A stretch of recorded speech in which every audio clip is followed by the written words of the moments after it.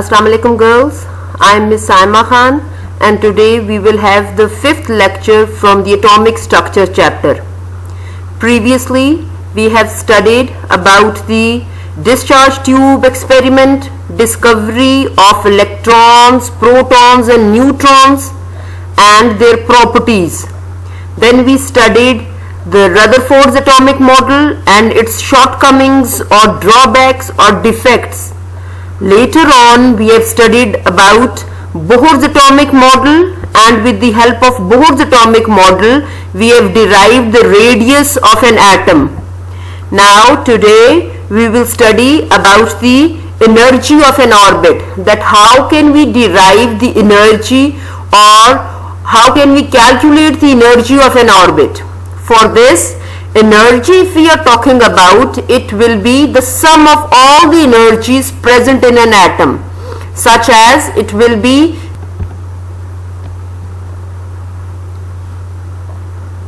the potential energy and the kinetic energy. That is, if we are taking E total would be equal to kinetic energy plus potential energy, but we know that kinetic energy is equal to half mv square.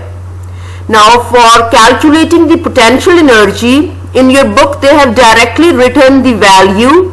You can derive little of it but not in detail, because this will not be included as such in your course. They can just ask you to directly put the values of potential energy. So what is potential energy? It is basically work, and work is equal to force into distance, and if we just put it in equation form we can say that W is equal to F, that is for force, into distance dr. And what is this force? It is Coulomb's force, that is Ze square by 4 pi epsilon naught r square. If we put both these values F as well as for dr, we get a new equation, that is W is equal to Ze square by 4 pi epsilon naught r square into dr. If we just solve it mathematically, we get an equation as W is equal to minus Ze square by 4 pi epsilon naught r. Don't simply think that this dr and r are cancelled. They are basically the integration and the differentiation which we are going to do, but over here you just have to learn as such the equation. You don't have to do all those steps, mathematical steps. Important thing to remember is that you have to put this negative with it, otherwise you will lose marks. Next is that now we have derived the potential energy as well as the kinetic energy, and we are going to put it in this equation, that is E total would be equal to half mv square plus, and then it is minus Ze square by 4 pi epsilon naught r. Previously in the calculation of radius, if you remember, we have used an equation mv square. That is, we know that mv square is equal to Ze square by 4 pi epsilon naught, and this we are going to put it in this equation half mv square. That is, putting this in the above equation we get that E total is equal to half. Now instead of mv square we will put the value, that is Ze square by 4 pi epsilon naught r plus, and as such potential energy value, that is minus Ze square by 4 pi epsilon naught r. Now if you can see in both these equations, in both these parts, there is one thing which is common, and what is that thing? That is Ze square by 4 pi epsilon naught r is common.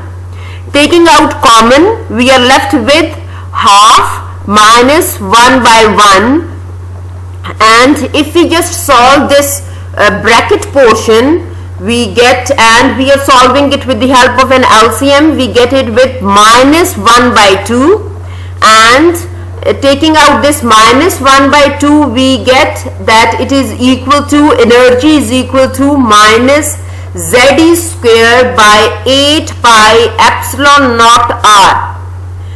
And we have already calculated r value previously in the previous lecture. So it means that you have to learn as such every equation, the previous as well as all these equations, because you just can't derive all the radius equation just in order to put the value over there. So you have to remember all the equations as such. Radius we have already calculated that it is equal to epsilon naught n square h square by z e square m and pi. If we just put it in this upper equation, we get that energy of any orbit, it can be any n orbit, that is it can be 1, 2, 3 or any orbit. It would be equal to minus z square by 8 pi epsilon naught, and now we are putting the value of r, that is epsilon naught n square h square by z square m pi. And when we just open it, this denominator becomes in the numerator and numerator as such remains over there. So when we are solving it, we get it as minus z square by 8 pi epsilon naught into z square m pi by epsilon naught n square h square. When we just solve it, we get the simplest equation as minus z square m e4 by 8 epsilon naught square n square h square. There are certain values or as such equations which you have to remember. This is one of the important equation which you have to remember. Suppose if we are saying that we are taking hydrogen atom, and for hydrogen atom Z would be equal to 1. So if it is Z square, it means it would be 1 square. There isn't any need of writing 1 square. So the equation simply becomes equal to En is equal to minus M E4 by 8 epsilon naught square n square h square. Or if we just take out all the things which are constant, which have constant values, so we get a new form of equation which is En is equal to minus M E4 by 8 epsilon naught square h square, and the thing which is variable is 1 by n square. So if we just solve and put all the values of these constants, we get a new constant, that is, and its value comes out to be 2.178 into 10 raised to power minus 18 joules. This value as such you have to remember, because in numericals as well as in objectives they mostly ask that what is the value of the constant for calculating the energy in joules, and it is this 2.178 into 10 raised to power minus 18 joules. If we just put it in this equation, we get as En is equal to minus 2.178 into 10 raised to power minus 18 1 by n square joules, or we can say it is that minus k is a constant, n by n square. Or if we have to put z also, because in this one we have taken z as 1, but it's not necessary that we are always talking about hydrogen atom, it can be any other atom. So for that you have to remember the main equation, which is En is equal to minus z square by n square into a constant k. Or you can say that En is directly proportional to minus z square by n square. That is, energy is directly proportional to n square but inversely proportional to n square. So what is it? That This negative sign is very important. Mostly this equation comes in your short questions, as well as that how is it derived, or they can ask you that in your objectives that En is directly proportional to, they can ask you so many things about its atomic number, about its mass, about its orbit number, something like that. So this equation you have to remember. This negative is also very important. They ask that why energy of any orbit, that is nth orbit, is with the negative sign. So what does it indicate? That this negative sign indicates decrease in the energy of an electron. As we say that E infinity is equal to 0, that is when an electron is having an energy at a very large distance, that is it is out of boundary, it is equal to 0, as it is not attracted by the nucleus, so its energy would be 0. But when from an infinity it is coming closer and closer to the nucleus, it has an energy less than 0. When it is less than 0, so it has value as negative values over there. So we can say that this negative basically indicates the negative potential energy possessed by an atom which is being influenced by the nucleus and is not at a very large distance. This is very important short question. This value we have just written it in joules per atom. Mostly we don't calculate in joules per atom, we calculate it in kilojoules per mole. So for that we have to use the value of energy obtained is in joules per atom, and for that we have to use Avogadro's number, that we have to multiply this joules with Avogadro's number and divided it by 1000. So E is equal to joules into Na. By mistake A is in capital, it should be in subscript over there, divided by 1000, that is kilojoules per mole, and En, by calculating the values, it comes out to be En is equal to minus 1313.35 by n square kilojoules per mole. This is one of the important objective which you have to remember this value as such.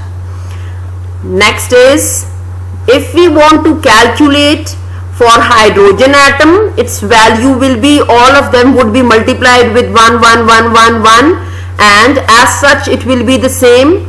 And if the number of orbits are changing, that is n can be 1, it can be 2 or 3, then what will be the energy equal to? That is E1 will be equal to minus 1313.35 by 1 square is equal to minus 1313.35 kilojoules per mole.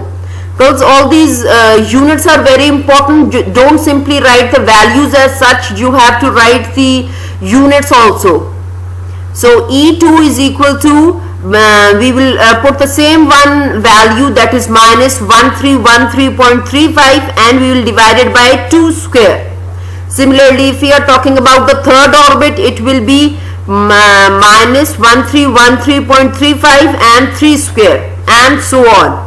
So if you just see the values as such, we are getting it as minus 1313.35 kilojoules per mole. Then next is minus 328.32 kilojoules per mole.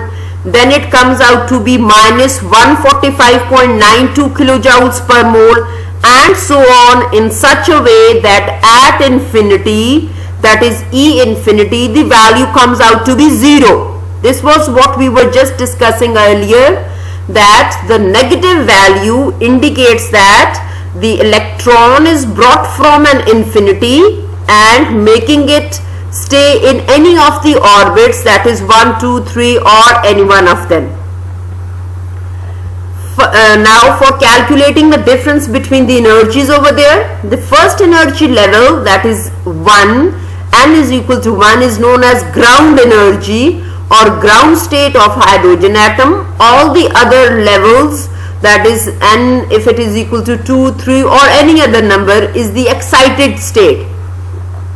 So generally the equation which we have is equal to E is equal to minus mz square E4 divided by 8 epsilon naught square n square h square.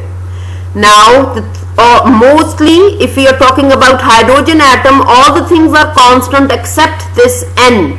So if we just simplify the equation and we take two energy levels, that is E1 and E2, definitely their orbits will be changed. It would be, for E1 it will be N1 and for E2 it would be N2.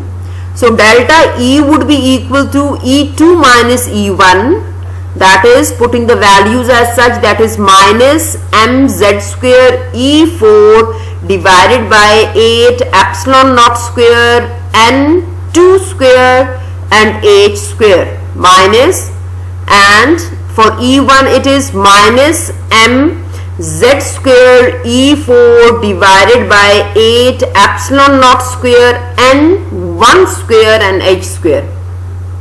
If you just see that both these have negative signs, and if we multiply the second part, that is minus into minus, it becomes equal to plus. That is the second value, or the second value would be plus and the first value will be minus.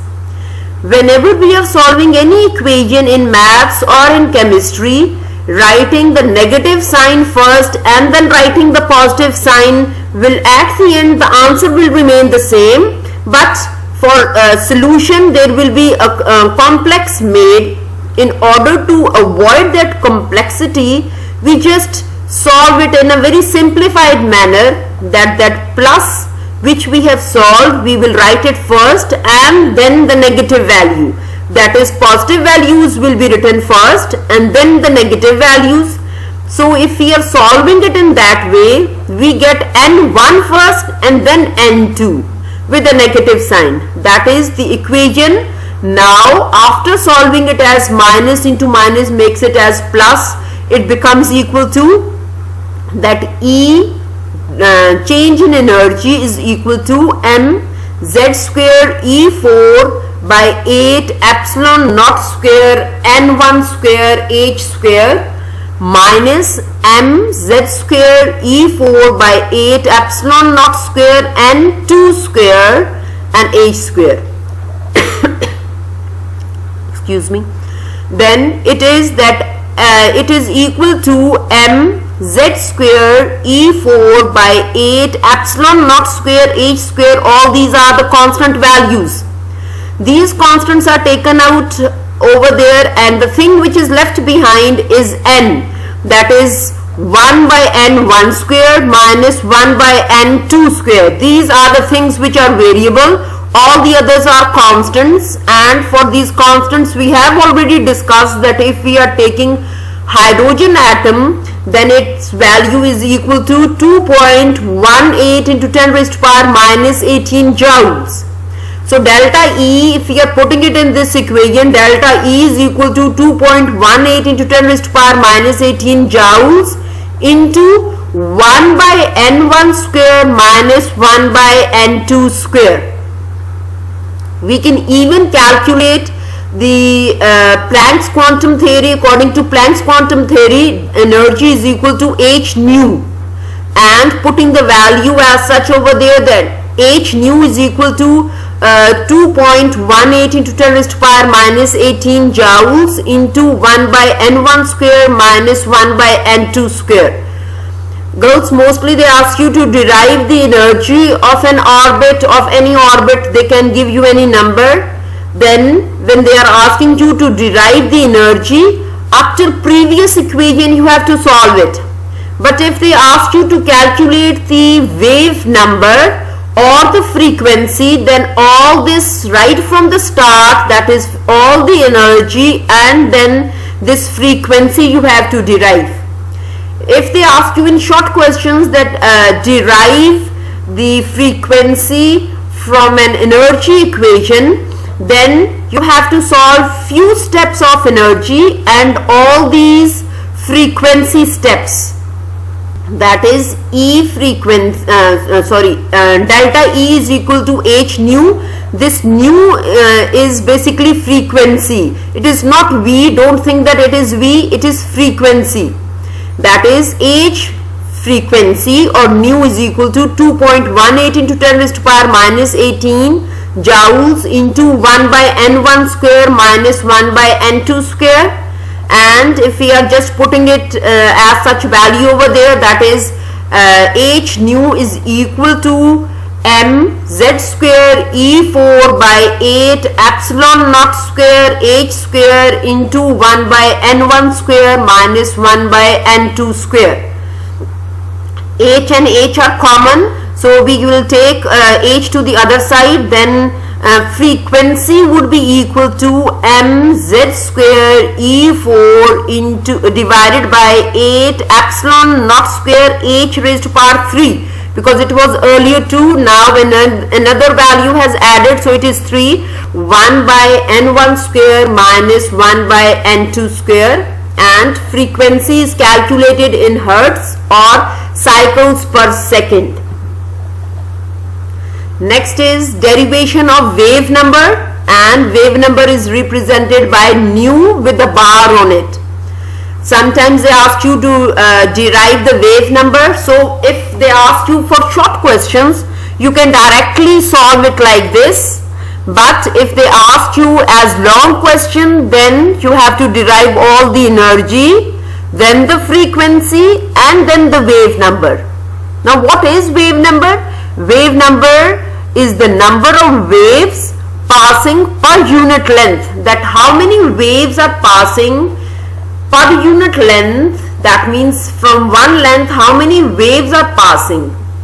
So it is the relationship. What is the relationship between frequency and wave number? That frequency is equal to wave number, that is nu bar into c. And what is this c? C is the velocity of light. Then nu is equal to mz square E4 by 8 epsilon naught square H3 into 1 by n1 square minus 1 by n2 square. This is the value for frequency. Now putting it, we get it as nu bar c is equal to all that value. So if we just leave nu bar or wave number to one side and bring c to the other side, we get it as nu bar is equal to mz square E4 by 8 epsilon naught square H3 into c into 1 by n1 square minus 1 by n2 square. Taking out all these constants, we get a new constant which is represented by r, and it is known as Rydberg's constant, and its value comes out to be 1.09678 into 10 raised to power 7 per meter. If we just put it in the equation, we get it as a simplified equation, which you have to remember is nu bar or wave number is equal to z square r into 1 by n1 square minus 1 by n2 square. Or you can even say it as we are saying that we have taken z is equal to 1, so nu bar or wave number is equal to 1.09678 into 10 raised to power 7 into 1 by n1 square minus 1 by n2 square per meter. This is very important equation as well as value. Then there are certain examples which are solved in your book. First one is calculate the value of A naught of hydrogen atom.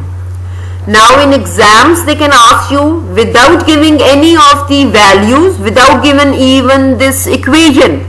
So you have to remember or learn as such all the values with their units along with the equations. So for learning, I have told you earlier too that don't simply learn it as a rote memory, make practice again and again so that it becomes part of your memory. So what is A naught equal to? A naught is equal to epsilon naught h square n square by pi m e square. And what is epsilon naught value? It is 8.854 into 10 raised to power minus 12 coulomb square per joule per meter. And H value, that is Planck's constant value, is equal to 6.626 into 10 raised to power minus 34 joules second. Pi value is constant 3.142. Mass is constant, that is 9.11 into 10 raised to power minus 31 kilograms. Charge is constant, that is 1.60 into 10 raised to power minus 19 coulombs. And they are talking about hydrogen atoms, so definitely there is only one shell or one orbit, that is n is equal to 1.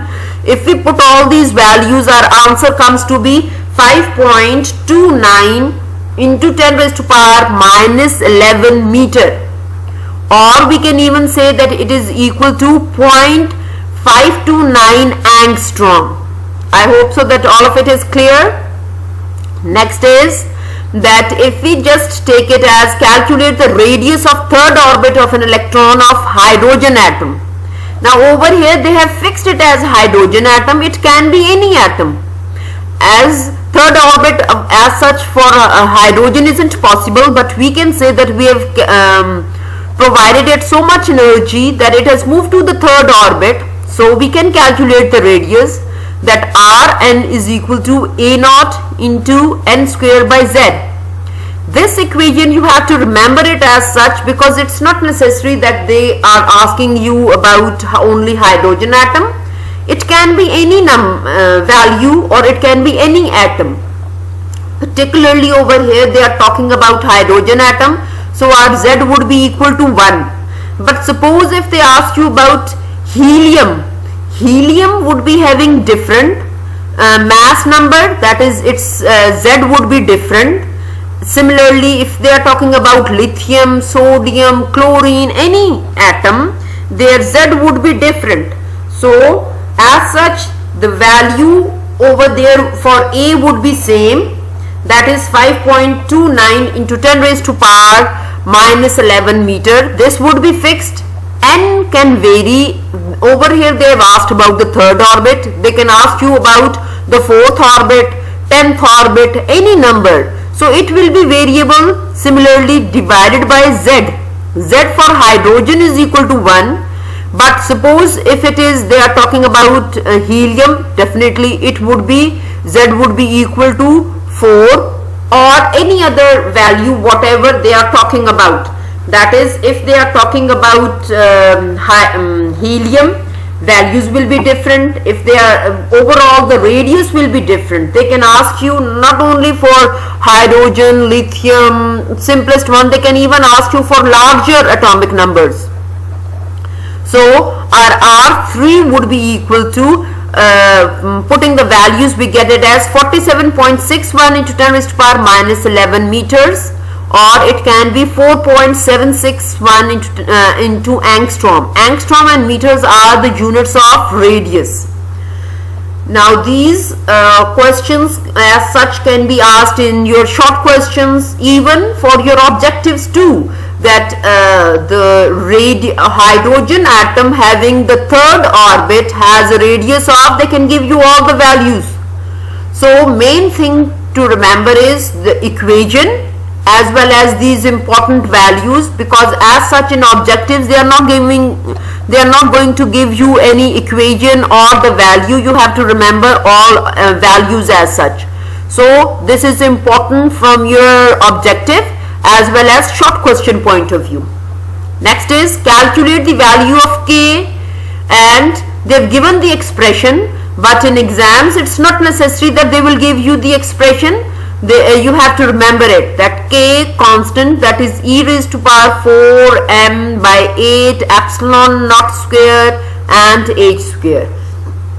Putting all the values, we get the value as, by putting the value of E, charge, mass, epsilon naught, h, Planck's constant, we get, and by solving it we get the value as 2.17 into 10 raised to power minus 18.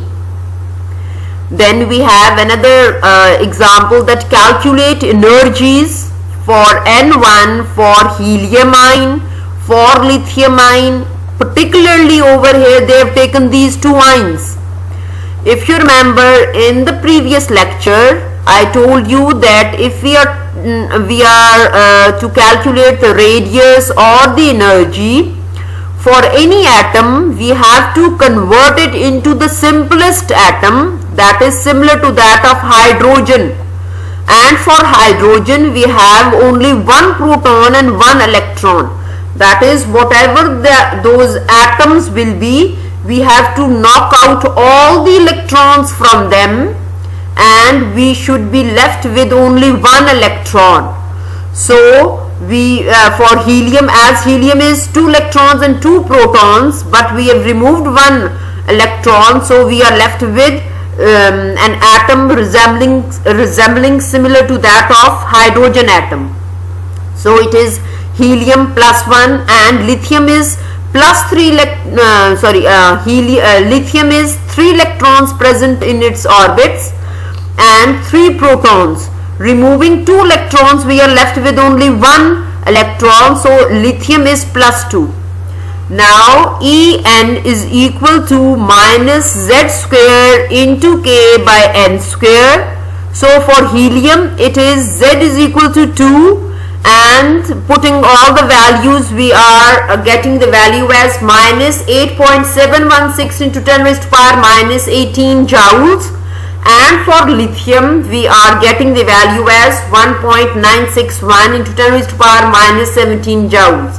Girls, all this part is also important from your objective as well as your short questions point of view.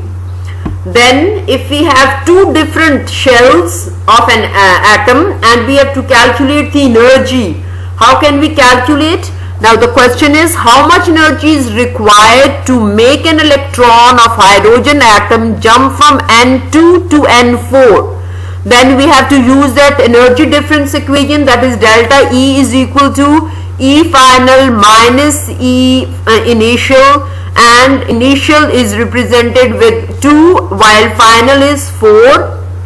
Solving it by this equation, that delta E is equal to K and 1 by N1 square minus 1 by N2 square. Putting all this, we get the value as E naught is equal to 2.178 into 10 raised to power minus 18, 3 by 16, and when we solve it we get the value as E naught is equal to 4.08 into 10 raised to power minus 19 joules.